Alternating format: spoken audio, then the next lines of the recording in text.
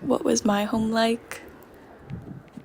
Well, we were always known as kind of the hosting family, so anytime there was an event, Christmas, Thanksgiving, especially birthdays, we'd be the family to host all of these events.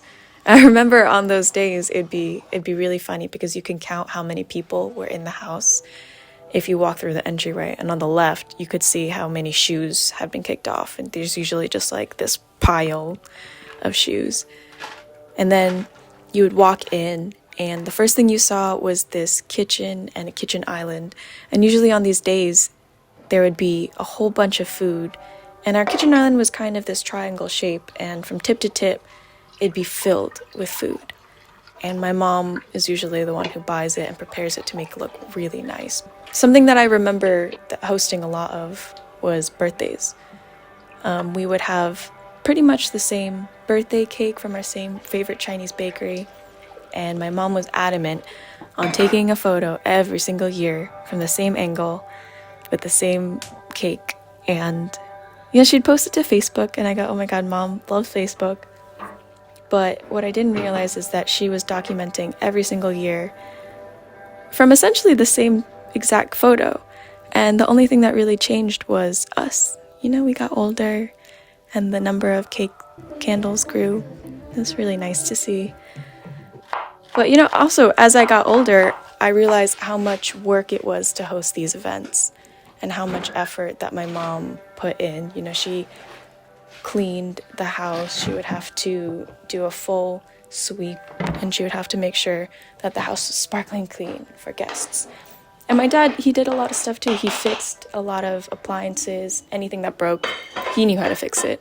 And he did the lawn and the cars and all of that. But as far as it goes inside the house, it was all really my mom.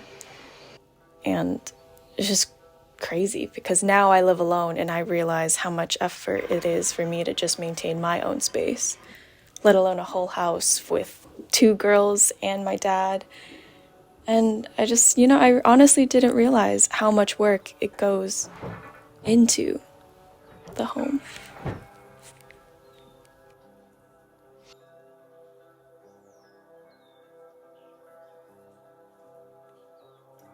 It's like we host breakfasts, dinners, most of the time dinners. Like after the dinner, like we have to drink tea. After the tea, we have to bring fruits. I think I kind of sense I'm doing that just because they need to do that. And like my father is always like, he's so aware of his environment, and my mother, like, I remember like she wasn't even sitting in the living room in our country. Like it's a thing, and like we just serve, like it's a thing for us. So after that, like I learned how to do that. It's affect me in a bad sense as well, because I'm so aware of my environment, like I don't feel relaxed in that sense. I always feel like I have to pour tea, I have to give something, I have to provide this.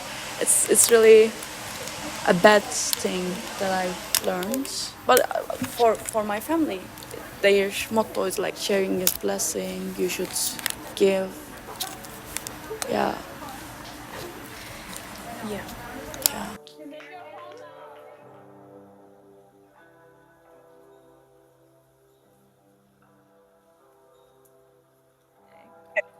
Okay, so just to be fair, I am a terrible cook, and nobody wants to do that. And I wish it wasn't true, but it's absolutely true. I take certain liberties with food that I should never do. Highly not recommended. So my husband does most of the cooking, and everybody loves his cooking, and we're so happy for him to do that. So really, the kitchen is his space, and I'm happy to let him have that space. But as far as household chores go, we do share. But there's certain things that he does and certain things that I do. And we've been married forever, so we really don't talk about these things. You just do it and get it done. And we divide them pretty evenly. So Do you think that you and your husband experience the home very similarly in that regard, or a little bit differently? like a lot differently. Really? I mean, he just is a lot more easygoing about the way things appear. I don't think I do more than he does. I do think I do more detailed work than he does because he just wants to hurry up and get done. Mm-hmm. And I want it like really clean.